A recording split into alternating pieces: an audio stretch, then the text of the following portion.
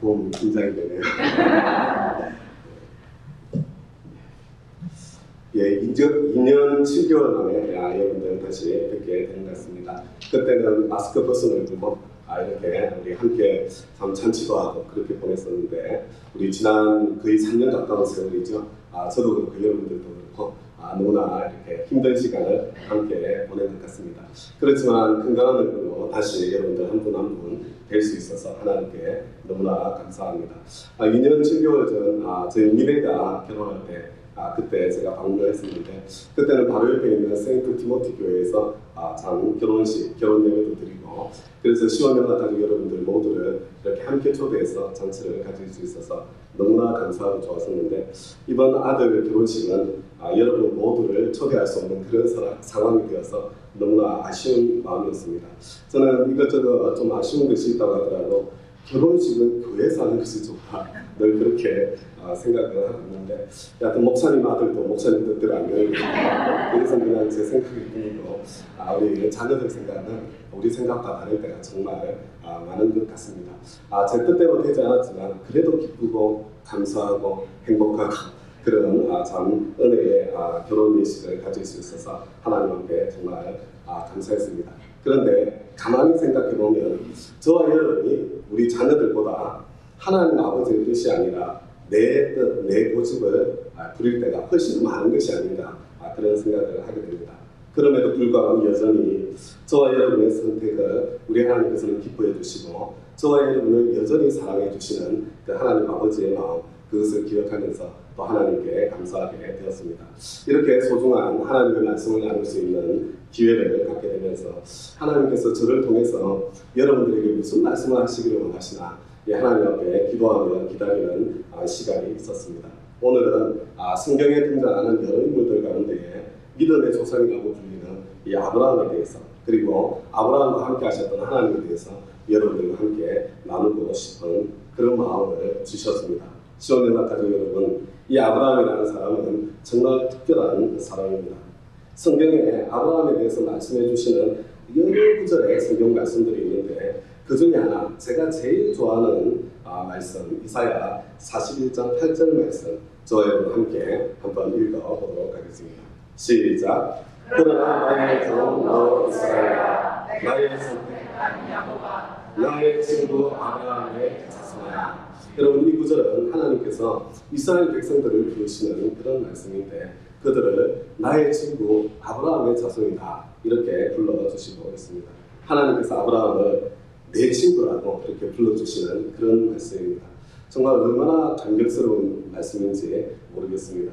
하나님께서 저와 여러분을 쟤는 내 친구야 이렇게 불러주신다면 여러분 얼마나 기쁘고 감사하고 감격이 되겠습니까? 그런데 제가 성경을 읽다 보니까 이만큼이나 놀라운 또 다른 말씀이 있다는 것을 보게 되었습니다. 야고보서 2장 32절 말씀입니다. 저와 여러분 함께 한번 읽어보겠습니다. 시작. 그래서 아브라함이 하나님을 믿으니 하나님께서 그것을 아브라함의 의로움으로 여기셨다고 한 성경 말씀이 이루어졌고, 또 사람들이 그를 하나님의 것이라고 불렀습니다. 여러분, 하나님은 아브라함을 나의 친구 아브라함이다 이렇게 불러주신 것이 아니라 주위 사람들조차도 이 아브라함 저 사람은 하나님의 벗이야, 하나님의 친구야 이렇게 불러주었다는 것을 알게 되었습니다. 하나님도, 그리고 아브라함 주위에 있는 사람들도 저 사람은 내 친구야, 저 사람은 하나님의 벗이야 그렇게 인정해 주었던 이 아브라함의 삶, 여러분 이 아브라함의 삶은 어떤 삶이었을까요? 만약에 아브라함이 정말 개떡같이 그렇게 살고 있어도 저주에도 시원하지 않을 것 같은 그런 삶을 살고 있었는데, 하나님께서 내 친구야 이렇게 부르기 쉽지 않았을 것 같고요. 그리고 주위에 있는 사람들이 저 사람 하나님의 것이야 이런 이야기 하지 않았을 것 같습니다. 축복의 말이 절로 나오는 그런 삶을 살고 있었기 때문에 저 사람은 하나님의 친구야, 하나님과 동행하는 사람이야 그렇게 불러주지 않았을까요? 아브라함은 자신이 부르심을 받은 그대로 복의 근원이 되는 삶, 주변 사람들이 축복하지 않을 수 없는 그런 삶을 살았던 것이 틀림이 없었던 것 같습니다. 이런 아브라함의 모습을 사도 바울과 바나바가 함께 목회했던 안디옥 교회 교인들이 살았던 것 같습니다. 우리 사도행전 11장 25절과 26절 말씀을 함께 한번 읽어보겠습니다. 시작. 바나바는 사울을 찾으러 다소로 가서 그를 만나 안디옥으로 데려갔다. 두 사람은 1년 동안 줄곧 거기에 머물면서 교회에서 모임을 가지고 많은 사람을 가르쳤다. 제자들은 안디옥에서 처음으로 그리스도인이라고 불리었다. 이것이 그리스도인의 삶입니다. 자칭 그리스도인이라는 그런 삶이 아니라 주변 사람들이 저 사람들은 그리스도인이야, 저 사람들은 예수를 따라가는 사람들이야, 저 사람들은 하나님의 것이야, 저 사람들은 예수님의 친구야. 그럼 어떤 사람이 친구인가? 여러 가지로 정의할 수 있겠지만 친구는 가장 먼저 서로 마음을 나눌 수 있는 그런 관계가 아닐까 싶습니다. 서로 마음을 헤아려주는 사이가 친구 사이 아니겠습니까? 우리 주님께서는 저와 여러분의 마음을 이미 헤아려 주셨습니다. 그러므로 저와 여러분도 하나님 아버지의 마음을, 우리 주 예수님의 마음을 헤아려 드릴 줄 아는 그런 사람이 될 때에 진짜 우리 주님의 친구다운 친구라고 할 수 있지 않겠습니까? 사람들 눈치 때문에 억지로 하지 못해서 주일 예배, 새벽 예배, 헌금, 주일 봉사활동, 목자 목례의 삶, 주일학교 교사의 삶, 이런 종교활동을 하는 그런 신앙생활이 아니라 하나님 아버지의 마음 때문에 자원하는 마음으로, 즐거운 마음으로 신앙생활을 하는 그런 저와 여러분이 되시기를 우리 주님에게도 축원합니다. 여러분, 우리 주님의 마음, 우리 하나님 아버지의 소원이 무엇입니까? 자녀인 저와 여러분의 행복입니다. 바로 저와 여러분의 행복한 삶을, 의미 있는 삶을, 보람된 삶을 평생에 살 수 있도록 가서 제자 삼아라, 영혼 구원하여 제자 삼는 삶의 사명을 허락해 주신 것입니다. 여러분, 이거 부담스러우라고 주신 게 아니에요. 저와 여러분 행복하라고 주시는 사명입니다. 저와 여러분이 주님을 사랑하는 마음으로 이 길을 계속해서 걸어가다 보면, 야, 하나님께서 내 여정 곳곳에 달아놓으신 보석보다 더 아름다운 그런 행복의 길을 발견하고 누릴 수 있게 될 것입니다. 시원한 가족 여러분, 우리 주님께서는 저와 여러분을 이미 당신의 친구로 불러주셨습니다. 저와 여러분들도 아브라함처럼, 그리고 안디옥교회 성도님들처럼 주변 사람들이, 야, 저 사람들은 진짜 하나님의 친구들이야, 그렇게 불러줄 수 있는 그런 삶을 살 수 있었으면 좋겠습니다. 하나님 아버지의 마음을 깊이 헤아려서 자원하는 마음으로 사명의 삶을 끝까지 살 수 있기를 소망합니다. 자원하는 마음에는 언제나 기쁨이 따라오게 되어 있습니다. 기쁨이 저와 여러분의 신앙생활의 표지가 되어지기를 우리 주님으로 축원합니다. 그런데 오늘 제가 여러분들에게 말씀드리고 싶은 것은 아브라함이 하루아침에 그런 사람이 된 것이 아니라는 사실입니다.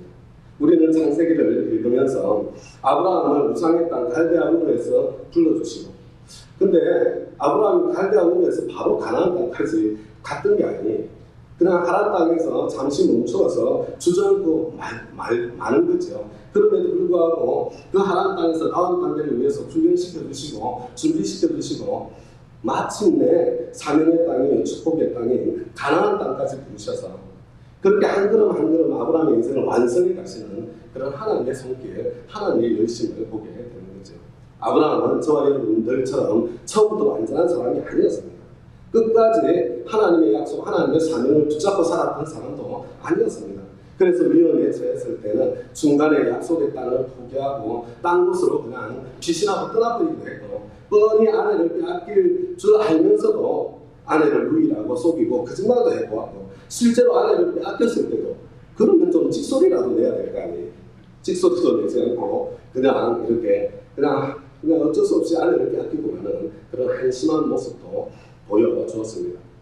하나님의 약속을 끝까지 기다리지도 못하고 여종 하갈을 통해서 이스마엘을 낳기도 했습니다. 믿음의 조상 아브라함도 하루아침에 완성된 사람이 아닙니다. 하나님께서 당신의 열정으로, 당신의 사랑으로 이 아브라함을 완성해 가셨다는 것, 그 훈련의 과정을 통과했다는 것, 그것을 저와 여러분이 볼 수 있습니다. 저는 창세기 22장을 하나님의 훈련 과정을 통과한 아브라함의 졸업시험이 아니었던가, 그런 생각을 자주 하게 됩니다.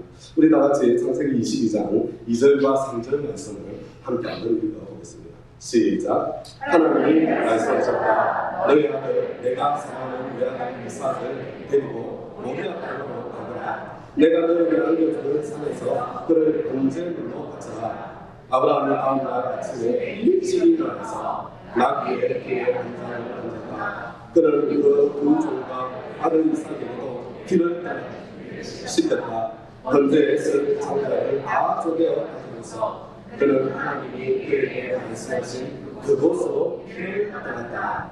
시온의 가족 여러분, 아브라함은 100세의 아들 이삭을 얻었습니다.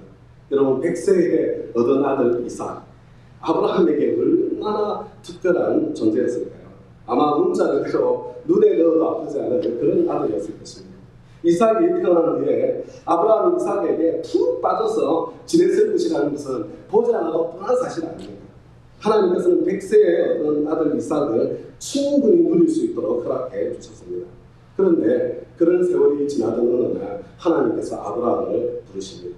그 하나밖에 없는 아들 이삭을 번제로 바치라고 명령하십니다. 여러분, 번제는 죽여서 단거리 태워서 흔적도 남지 않도록 그렇게 드리는 제사 아닙니까? 여러분, 아브라함에게 이 명령은 얼마나 끔찍한 명령이었을까요? 이것은 말도 되지 않는 요구 아닙니까? 줄 때는 언제이고 차라리 주지나 마시든지 왜 도로 내어놓으라고, 이렇게 끔찍하게 내어놓으라고 그렇게 말씀하실 수 있다는 말입니다. 그런데 3절 말씀을 보세요. 아브라함은 다음날 아침 일찍이 일어납니다. 저는 일찍이 일어나는 것이 아니라 밤새 한 잠도 자지 못했을 것이라고 생각합니다. 그렇지만 그 긴 밤의 시험 끝에 하나님 말씀대로 순종하기로 그렇게 결정한 것입니다. 하나님께서 명령하신 것은 모리아 땅의 어느 산이었습니다. 사흘 길이 걸렸습니다. 죽여서 내가 내 손으로 죽여서 번제로 바쳐야 할 아들 이삭과 함께 걷는 사흘. 여러분, 도대체 아브라함은 무슨 생각을 하면서 그 사흘 길을 걸었겠습니까? 일각이 여상추 같은 길고도 긴 그런 시간, 아픔의 시간 아니겠습니까? 그렇게 사흘이라는 시간이 흘렀고 드디어 산자락에 도착했습니다. 우리 다 같이 한장 넘겨서 6절과 7절 말씀을 함께 한번 읽어보겠습니다. 시작. 아브라함은 번제에 쓸 장자를 아들 이삭에게 지우고 자신은 불과 칼을 챙긴 다음에 두 사람은 함께 걸었다. 이삭이 그의 아버지 아브라함에게 말하였다. 그가 아버지 하고 그러자 아브라함이 얘야 왜 그러느냐 하고 대답하였다. 이삭이 물었다. 불과 장자는 여기에 있으니 나는 번제로 바칠 어린 양은 어디에 있습니다. 아브라함은 제사에 사용할 장작을 이삭의 어깨에다 지웁니다. 여러분, 장작의 양이 얼마나 되었을 것 같습니까? 재물 아래에 쭉 깔 수 있는 그런 정도의 양이어야 되니까요. 아마 이것은 적지 않은 양이었을 것입니다. 그 장작을 지고 산길을 오를 수 있는 나이가 된 이삭. 여러분, 이삭이 몇 살쯤 되었을 것 같습니까? 그래서 이때 이삭의 나이를 적어도 15살 이상은 되었을 것이다. 이렇게 추측합니다. 시온의 가족 여러분, 이삭이 태어난 지 적어도 15년의 세월이 흐른 것입니다. 그런데 이 긴 기간 동안 아브라함이 하나님과 동행한 기록을 볼 수가 없습니다. 하나님께서 아브라함에게 축복으로 주신 아들인데 하나님께서 주신 축복이 오히려 하나님과의 관계를 끊어놓는 무상이 되었다는 그런 안타까운 시간이 아니었던가, 그런 생각을 해보게 되는 것입니다. 아브라함이 잠 못 이루던 그 밤, 아들과 함께 걸었던 그 삶, 자신의 지난 10수년간의 삶을 되돌아보며 하나님 앞에서 자기 자신을 새롭게 하는 바로 그 시간이 아니었을까, 그런 생각이 듭니다. 여러분, 7절입니다. 아들 이삭이 아버지하고 아버지 아브라함을 부릅니다. 깜짝 놀라지 않았겠어요? 왜 그러는가? 불과 장작은 여기 있는데 번제로 드릴 어린 양은 어디 있습니까? 아브라함이 무엇이라고 대답을 했을까요? 여러분, 상상의 나라를 한번 펼쳐보세요.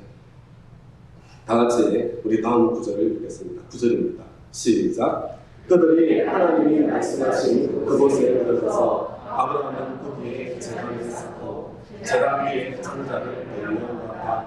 그런 마음에 제 자식 이삭을 믿어서 제단 장자 위에 올려놓았다.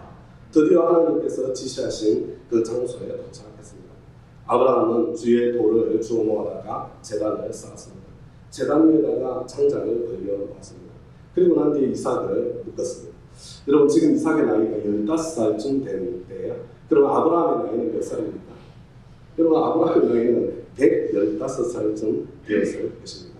여러분, 115살 된 노인이 15살 된 아들을 소년을 이길 수 있었겠습니까? 저는 이 장면은 이삭의 순종 없이는 일어날 수 없는 그런 장면이라고 생각합니다. 아브라함은 하나님 아버지를 생각나게 해주는 사람이요, 이삭은 예수님을 생각나게 해주는 사람입니다. 예수님의 십자가 또한 마찬가지 아니었습니까?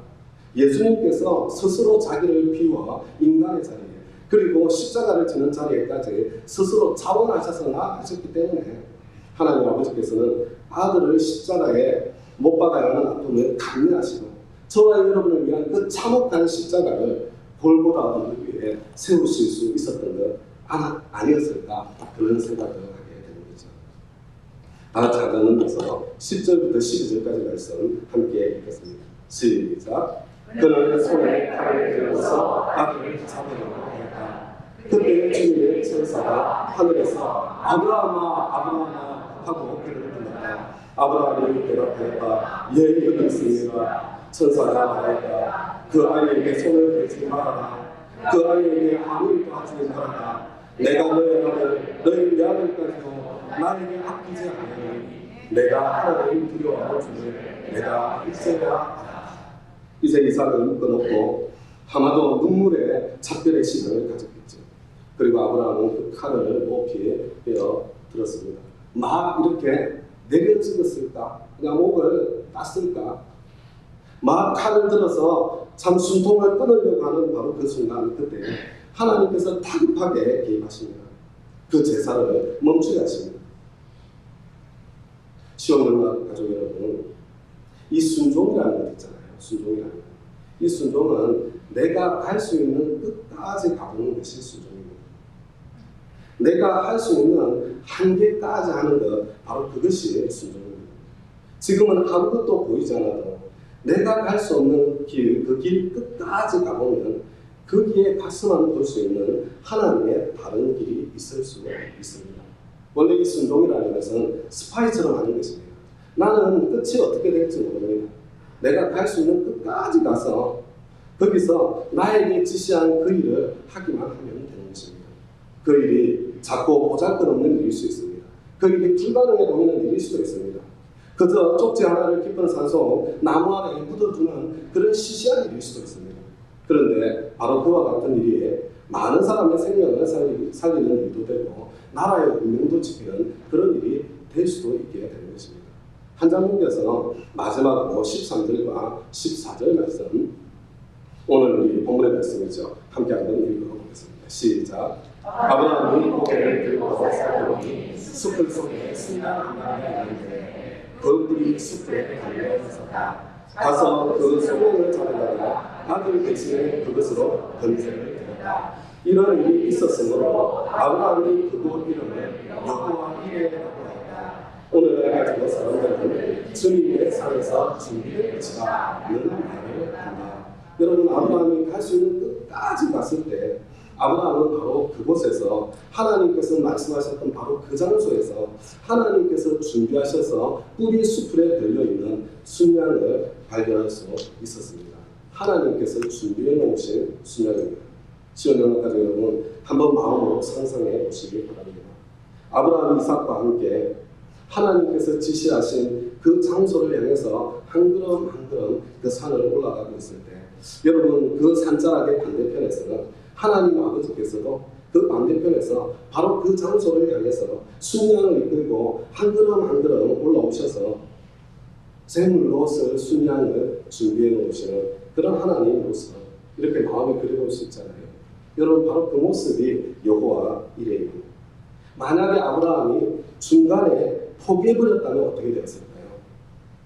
저는 아브라함이 중간에 포기했다고 하더라도 그래도 하나님께서는 아브라함을 그렇게 크게 나무라지는 않았을 것 같습니다. 가다가 그만두면 아니간만 못하다 그런 말이 있지만 가다가 그만두어도 간만큼 유익할 때도 많이 있지 않습니까? 아마 그랬다면 그 자리에서 또 하나님께서는 다시 훈련을 더하셔서 완성해 가시는 그런 과정을 거쳐갔을 것 같습니다. 하나님께서는 아브라함이 하란에 멈추어서도 거기에서 또 훈련시켜 주셔서 다시 기회를 주셔서 가나안 땅까지 하나님께서 이끌어 주셨잖아요.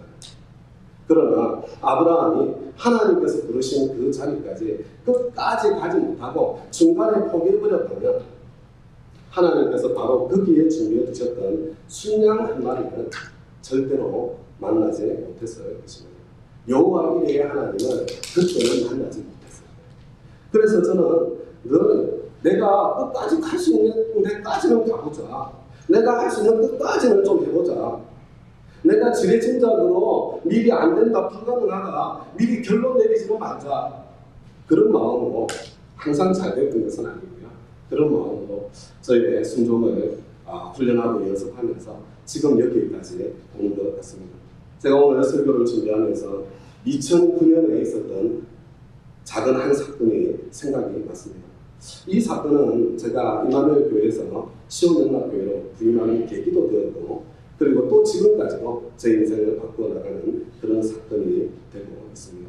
제가 이마누엘 장로교회에서 부목사로 섬기던 시절이었습니다. 2009년 1월 초였어요. 2008년 연말까지 원래 목사님은 연말이 바쁘거든요. 부목사는 더 바쁩니다. 그냥 2008년 연말부터 신년 공동예배가 끝날 때까지 정말 정신없는 풍주한 일정을 다 마치고 이제 좀 마음의 여유를 가질 수 있는 그런 시간이 되었습니다. 그런데 성도님 중에 한 분이 본인들 가족이 휴가를 가려고 레이크타워에 이 콘도를 예약을 해놓았는데, 근데 갑자기 사정이 생겨서 휴가를 못 가시게 되셨대요. 그러면 캔슬하면 되거든요. 그런데 자꾸 저희 부부가 좀 그곳을 사용했으면 좋겠다, 그런 생각이 자꾸 마음속에서 난다고요. 그러면서 혹시 저희 부부가 그 콘도를 사용하지 않겠냐고 그렇게 연락을 해온 것입니다. 여러분, 근데 부목사가 1월 초에 휴가를 간다는 게 말이 돼요? 말이 안 되는 거죠. 평상시 저 같으면요, 그런 제안 두 번 생각할 것도 없어요. 이런 지하에 딱 잘라서 안 됩니다. 그렇게 거절하고 말할 사람이었는데, 그런데 그때는 어떤 느낌이 들었냐면요, 하나님께서 저를 아주 특별한 시간으로 부르고 계시다는 그런 느낌이 들었습니다. 그래서 어렵게, 이것도 되게 죄송해요, 그죠? 그런 자리가 있으면 담임 목사님한테 좀 이런 데 좀 쓰세요, 이렇게 돼야 되는데 얼마나 입장이 많으세요. 그래도 제가 담임 목사님께 사정을 자세하게 말씀을 드리고 허락을 받았어요. 그래서 기도원 올라가는 심정으로 잠 휴가를 떠나게 됐습니다. 그런데 제가 출발할 예정이었던 그날따라 주일에 일이 너무 많은 거예요. 그리고 평상시에 어떤 장례까지 겹치게 된 겁니다. 그래서 주일 저녁 때 장례까지 마치고 나니까 이미 저녁 7시 그냥 깜깜하게 어두워진 그런 시간이 되었습니다. 제가 타던 차가 장거리 타기에는 못 미동 그런 차이기 때문에 걱정하시는 분들도 많았고요. 차를 빌려주시겠다고 자기 차 타고 가라는 분들도 계셨고요. 제 아내도 불안하니까 차를 좀 빌려서 타고 가자고 그렇게 부탁을 했지만, 그때는 제가 참 여행을 가다가 차가 고장이 나는 것도 여행의 일부다, 뭐 그렇게 무모하게 생각하던 시절이기 때문에 그냥 제 차를 타고 가겠다고 고집을 피웠습니다. 처음에는 너무너무 신나게 잘 다녔습니다. 그런데 세크라멘토를 지나서 50번 하이웨이를 타고 이제 레이크타워 쪽으로 막 들어가잖아요. 근데 차가 점점 속도가 떨어진다는 그런 느낌이 들었습니다. 오르막길을 가고 있으니까 속도가 떨어지는 게 당연하지. 그런데 이게 표시가 나지 않도록 조금씩 속도가 떨어지는 것이 이제 이게 진짜 차가 안 나가네, 이것을 느낄 수 있을 만큼 속도가 현저하게 떨어졌습니다. 엑셀을 아무리 밟아도 차가 더 나가지가 않았습니다. 이미 밤 11시가 넘은 시간이 되었고요. 그러니까 주말을 레이크타워에서 보내고 내려오는 차는 간간히 내려요, 간간히. 그런데 그 시간에 레이크타워로 올라갈 차가 어디 있습니까? 한 대도 지나가는 차가 없는 거예요. 불빛 하나 보이지 않는 깜깜한 그런 밤중 한적한 산속이었습니다. 여러분, 제 차 안에서 어떤 일이 일어났을지 혹시 상상이 가십니까? 아마 그때보다 10년만 앞이었다면 제 아내에게 온갖 짜증, 핀잔, 잔소리 뭐 들으면서 목적지까지 가기는커녕 아마 중간에 세계 3차 대전하고 약간 어떻게 되었을 것이 틀림없습니다. 그런데 그 전에 저희 부부가요, 이미 산전수전 다 겪은 터이기 때문에 약간 긴장을 하고 당황스럽긴 했지만 제 아내는 이제 입을 닫으신 거죠. 아무 말 안 하고 침묵한 데 있고요. 그리고 저는 제 마음속에는요, 이 어떤 무모한 기대 같은 게 솟아나요. 도대체 무슨 재밌는 일이 일어날까? 이 한적한 산속에서 이 한밤중에 차가 섞어진다면 그러면 그때 어떤 일이 생길까? 철이 없었어요. 하나님 어떻게 돼도 좋으니까 목적지까지만 안전하게 도착하도록 해주세요. 그렇게 기도하면서 이제 가는데 차가 이렇게 30마일로 속도가 떨어지고요.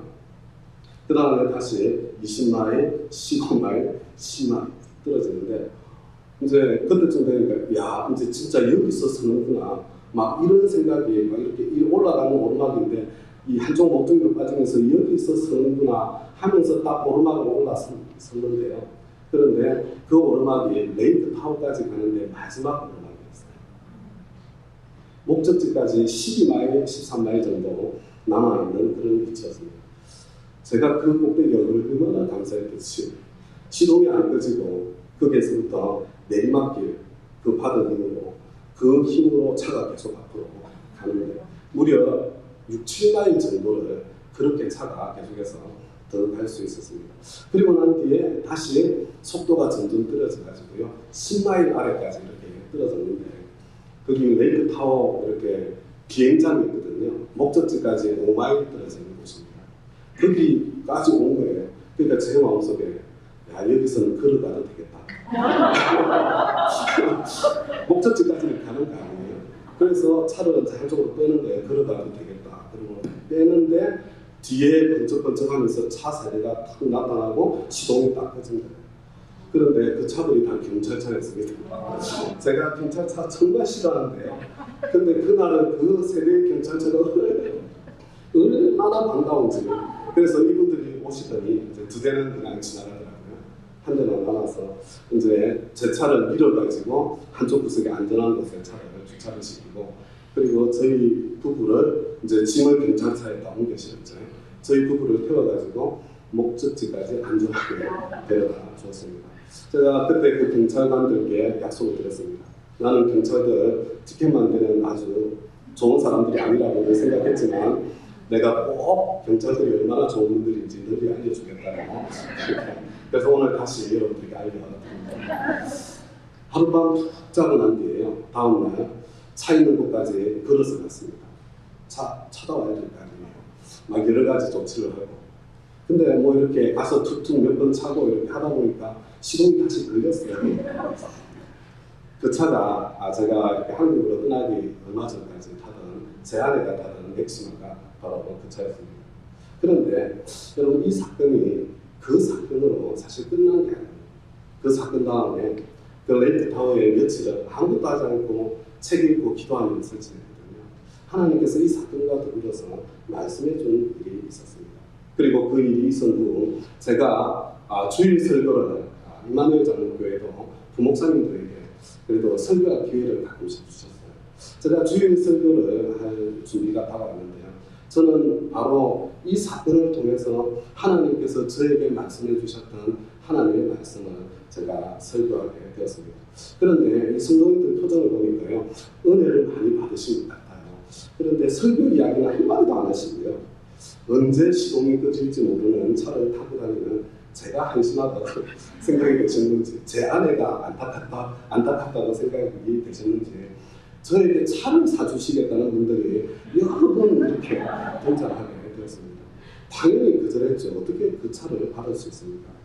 근데 장로님들도 참 그게 불쌍하다고 이렇게 생각이 되셨는지 당회에서 무슨 결정을 했냐면 우리 담임 목사님에게 새 차를 사드리고 담임 목사님이 타시던 미니밴을 저에게 주시죠. 당회에서 결정을 하셨습니다. 그런데 교회 직원 중에 한 분이 정말 차가 없어서 힘든 분이 계셨거든요. 그런데 저는 그때 차가 두 대였어요. 한 대는 그 맥시마고요. 그 다음 한 대는 당시 20년 넘게 잠깐 된 차지만 혹시 아시는지 모르겠는데 폭스바겐 레빗이라고요. 여하튼 그 차를 제가 가지고 아니 근데 제가 차가 두 대나 있는데 그 차를 제가 어떻게 받아요? 그래서 담임 목사님께 또 부탁을 드렸어요. 왜냐하면 제가 그 차 갖고 맥시마를 드리겠어요? 아니면 그 20년 넘은 레빗을 드리겠어요? 그분한테. 그래서 받고 싶은 마음이 굴뚝 같았는데 제가 담임 목사님께 사정해서 제가 도저히 양심상 받을 수 없습니다. 같은 직원이기 때문에 그분이 이 차를 써야 될 것 같습니다. 그래서 이분이 이제 그 차를 사용하시게 되었습니다. 그런데 그때가 이제 우리 민혜는 이제 11학년 때거든요. 입시 준비할 때잖아요. 근데 그 전에 어떤 일이 있었냐면 이 여름 방학 때 대학교에서 운영하는 서머 프로그램이 있다는 걸 그 전에 알게 됐어요. 그런데 이 대학교에서 운영하는 서머 프로그램을 갔다 오면 그럼 이게 대학교 진학하는데 엄청 도움이 된다는 그런 소식을 듣게 된 거예요. 근데 제 아내가 얼마나 믿음이 좋아요. 그 이야기를 듣더니 미래야 이왕 할 거 하버드에서 해. 그래가지고 하버드 서머 프로그램을 준비하게 된 거예요. 그래서 미래한테 시켰는데요. 한참 준비를 하더니 미래가 아무것도 안 해요. 그래서 야 너 왜 그러고 있냐 지금 빨리 어플리케이션 해야지. 그랬더니 딱 저를 많이 쳐다보면서 아빠 나 합격해도 어차피 못 가. 그래서 왜? 그랬더니 등록금이 $10,000이야. $10,000.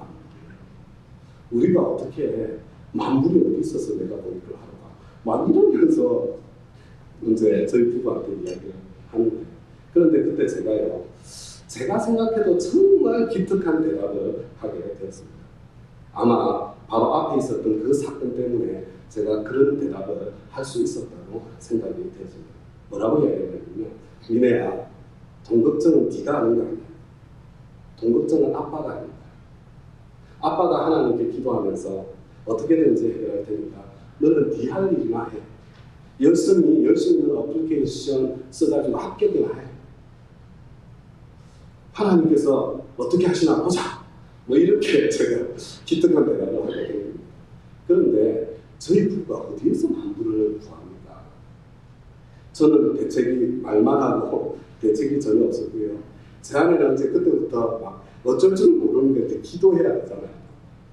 참 예배당을 그냥 돌면서 이제 걸어다니면서 이제 기도를 하던 그런 시절이었습니다. 그런데 제가 이제 했던 이 기도를 들으셨던 분들 중에 제 차를 사주시겠다는 분들이 여러 분 계셨다는 거잖아요. 그죠? 근데 그때까지도 제 차를 사주겠다고 포기하지 않으신 분이 계셨어요. 그런데 이분이 여하튼 저희 부부에게 뭐라고 이야기를 했냐면 목사님 차를 사드리려고 돈을 준비해 놓았다.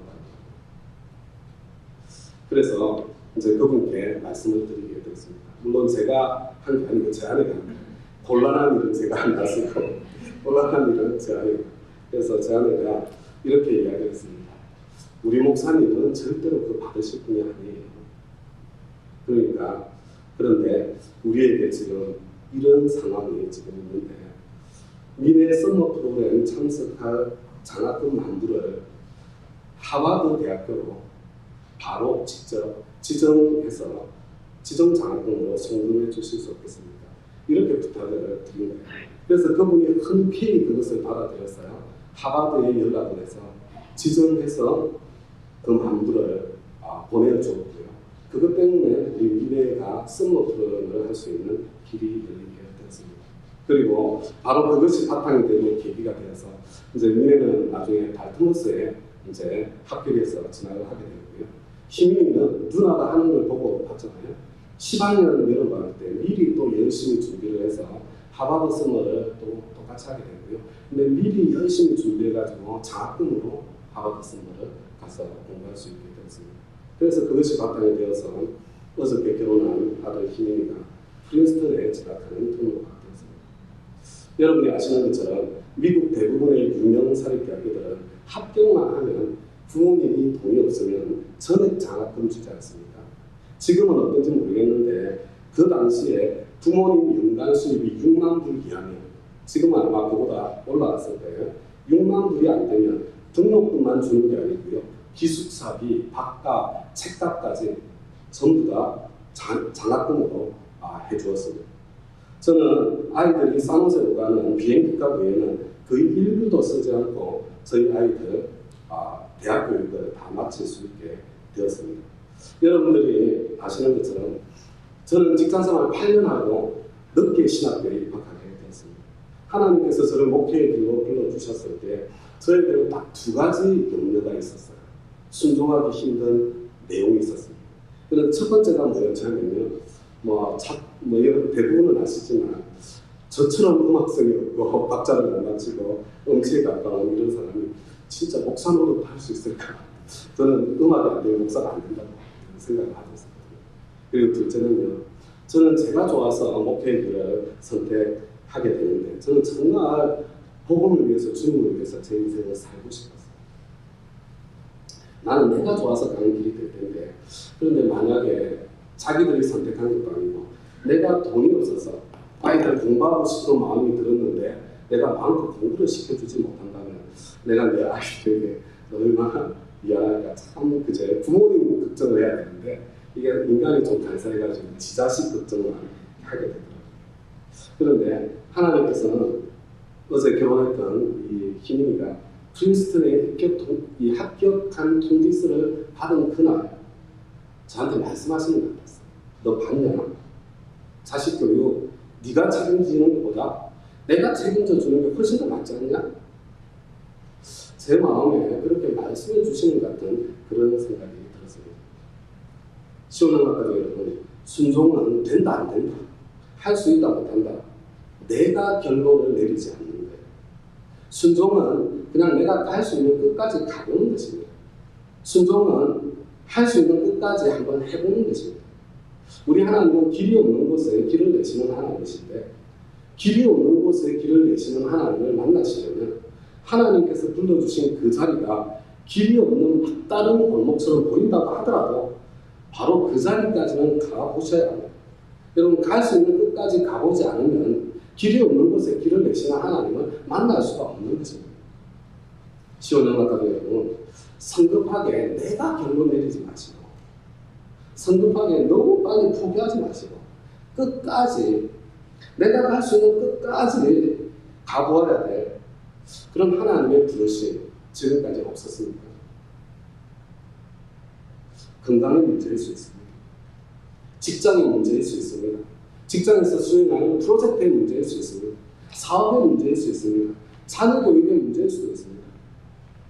교회에서 목자 모녀의 삶으로 초대하는 그런 초대일 수도 있고요.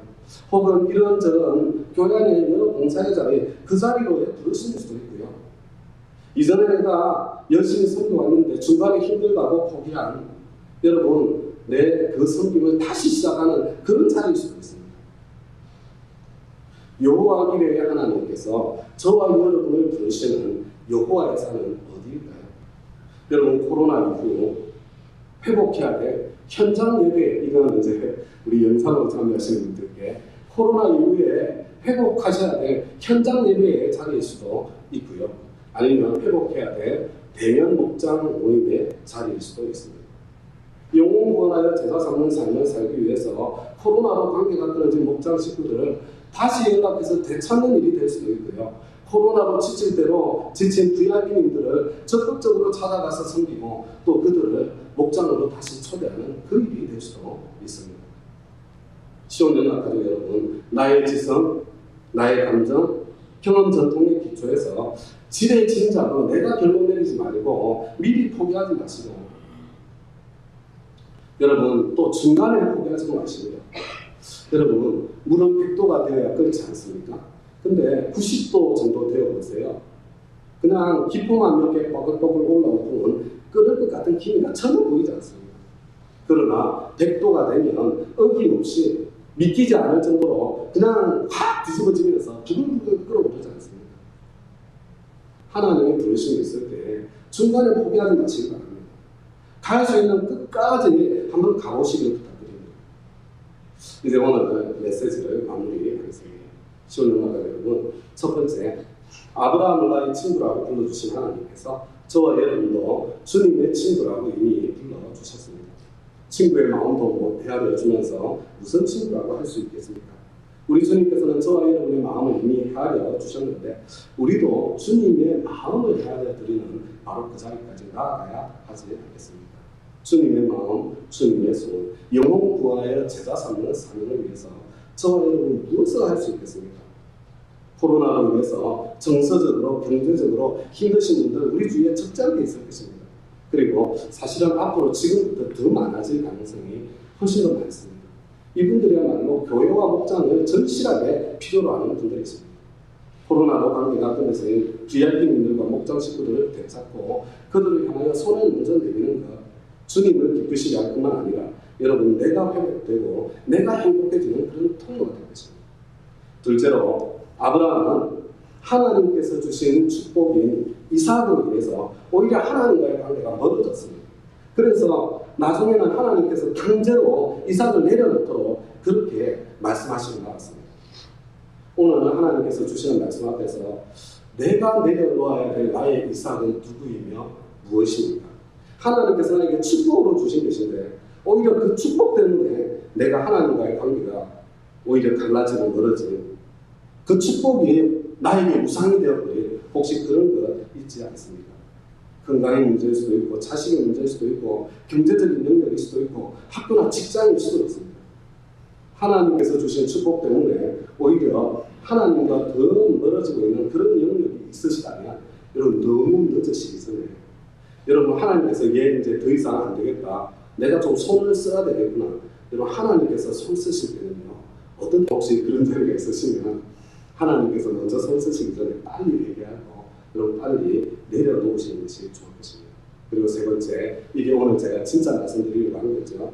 여호와 이레의 하나님을 만나시면 하나님께서 저와 여러분을 부르실 때에 나의 지성, 경험, 전통으로 내가 안 된다, 내가 결론을 내려서는 여러분 내가 끝까지 갈 수 없는 것이 명백하다고 하더라도 길이 없는 막다른 그런 골목처럼 보인다고 하더라도 여러분 내가 갈 수 있는 끝까지 가는 것 그게 나의 책임이에요. 그러면 그곳에서 하나님께서 하실 일을 하시게 되어 있습니다. 거기까지 가면 그곳에 준비해 놓으신 주님께서 만들어 놓으신 피할 길을 거기에서 만나게 됩니다. 여호와 이레의 하나님은 그 자리에서 만나게 되는 것입니다. 길이 없는 곳에 길을 내시는 하나님은 바로 거기에서 내가 경험으로 만나서 알게 되는 것입니다. 길이 없는 곳에 길을 내시는 하나님은 정말로 그 전능하신 하나님을 만나보기를 원하신다면 길이 없는 자리까지 가셔야 됩니다. 길이 없는 그 자리에 가서 서셔야 됩니다. 길 끝까지 가보셔야 하는 것입니다. 주님께서 나를 부르셨는데 이것은 내 생각에 어리석은 일이야. 이것은 내 생각에 불가능한 일이야. 지금 내 지성으로 맡고 있는 거잖아요. 나는 한 번도 그렇게 해본 적이 없어. 그렇게 하는 사람 아무도 없어. 여러분 내 경험 전통으로 맡고 있는 거 아닙니까? 그렇게 했다가는 손해만 볼 거야. 그렇게 했다가는 망신만 당할 거야. 나는 절대로 그렇게 하고 싶지 않아. 나의 감정으로 맡고 있는 거 아닙니까? 나의 지성, 감정, 경험 전통으로 하나님의 부르심에 대해서 내가 된다, 안 된다, 한다, 못한다 그런 결론 내리시고 내가 미리 끝내버린 그런 영역 혹시 없으세요? 하나님의 축복의 기회를 찾으시는 거예요. 하나님 앞에서 얘기하시고 하나님의 부르심 앞에 다시 한번 써보시길 부탁드립니다. 제가 최근에 들은 한 이야기를 들려드리는 것으로 오늘 설교를 마무리하고자 합니다. 한 목자님의 이야기입니다. 이분은 20년이 넘는 세월을 충성스럽게 지금도 목자님으로 섬기고 계신 분이십니다. 그리고 이분은 사업을 하시는 분이세요. 그런데 이번 코로나 기간이 정말 힘들었던 월급을 줄 수가 없으니 꼭 함께 팀워크를 해야 되는 직원들 회사 떠나는 것 막을 수 없을 때 그냥 내보내야 했던 겁니다. 대금을 먼저 지불해야 이렇게 이 자재들 있잖아요. 그게 들어오잖아요. 그러면 제품을 만들어서 팔고 납품을 할 수 있게 되는데 주문을 받았는데도 자재를 구할 돈이 없어서 발을 동동 들기도 했다고 합니다. 그래서 급기야 어디까지 갔냐면 이분이 형편이 꽤 괜찮은 분이셨는데 딸의 등록금을 낼 수 없는 그런 지경에까지 도달했다고 합니다. 딸이 다음 학기 등록을 포기해야 되는 그런 상황에까지 가게 된 것입니다. 그래서 이제 하나님이 내가 이렇게 하나님 사랑하면서 하는데 도대체 이게 뭡니까? 그러면서 하나님께 막 내가시며 간절히 기도를 했는데 그런데 하나님께서 응답을 주시는 게 이전에도 그러셨는데 가만히 있어서 나의 구원을 구하라 이렇게 또 말씀을 하셨대요. 근데 그래서 여러 날이 그러고 난 뒤에도 여러 날이 흘렀는데도 도무지 해결될 기미가 안 보여요. 돈이 나올 구멍이 없는 거예요. 그런데 어느 날 그냥 딸이 불이 팍 죽어가지고 있는 그 모습을 보고 여러분 아빠의 마음 경험해 보시는 분들은 너무 아프실 텐데 정말 아픈 마음이잖아요. 근데 걱정하지 마. 아빠가 다 해결해 줄게. 큰 소리를 치고 등록 나간 날짜를 보니까 일주일 만에 그래서 요새 출근을 하면서요. 딸의 모습을 보고 출근을 하면서 그래 내가 이렇게 좀 해서라도 돈을 장만해야지. 그런 마음으로 이제 머리를 쓰면서 출근을 딱 하면서 문을 열고 딱 나오는데 하나님께서 갑자기 마음이 해성하셨대요. 너는 지금까지 끝까지 나를 신뢰한 적이 한 번도 없구나. 이런 마음을 확 주신 거예요. 그래서 문을 열다가 너무 생생하게 이 마음으로 말씀해 주시는 게 들리니까 이 양반이 방으로, 자기 기도하는 방으로 다시 되돌아가가지고요, 무릎 꿇고 하나님 앞에서 다시 기도를 하겠어요. 하나님, 어떻게 제가 하나님을 신뢰할 수 있습니까? 아니, 신뢰라는 것이 하루아침에 생깁니까? 좀 작은 문제 가지고 기도할 때 하나님께서 기도에 응답을 해주시고 그게 여러 번 생겨야 점점 신뢰가 커져가지고 끝까지 하나님을 신뢰할 수 있는 것인데, 하나님께서 지금까지 시원하게 제 기도 한 번 응답 해주신 적이 언제 있었습니까? 이러면서 하나님 앞에 신경질이 나가지고 막 따지고 기도하는데, 근데 기도하면서 가만히 생각해 보니까 자기 행동이 늘 그랬다는 겁니다. 처음에는 저 하나님 신뢰합니다, 당신을 믿습니다, 그렇게 했다가 이제 날짜가 점점 가까워오잖아요. 그죠? 점점 가까우면 야, 이래서는 안 되는 거 아니야? 그래서 뭔가라도 해봐야지. 막 이렇게 발버둥 치고 저렇게 막 발버둥 치다 보면 어렵게 문제가 해결되기는 다 되었는데, 이게 뭐 시원하게 해결된 것 같은 느낌은 하나도 안 들고, 하나님께서 해주셨다는 그런 생각도 하나도 안 들고, 그래서 내가 막 뭔가를 막 발버둥 치다가 되는 거니까 이 하나님께 섭섭한 마음이 들기가 지금까지 여러 번 반복되어져 왔다는 거, 그걸 보게 되었다는 거예요. 그래서 기도를 바꿨대요. 하나님 앞에 기도를 다시 하게 됩니다. 하나님, 맞습니다. 내가 끝까지 하나님 신뢰하지 못했던 건 맞습니다. 근데 제 믿음이 얼마나 부족한지 아시잖아요. 제가 마음이 얼마나 초조한지 아시지 않습니까? 이번에도 제가 끝까지 주님을 신뢰하지 못하고 중간에 또 제가 나서가지고 이렇게 저렇게 해결해 보려고 시도하지 않도록 좀 제 마음을 지켜주세요. 그러니까 그 한 주간 동안은요, 등록금 주세요, 이 기도는 한 번도 하지 않고요, 하나님 제 마음 좀 지키게 도와주세요. 중간에 제가 나서지 않도록.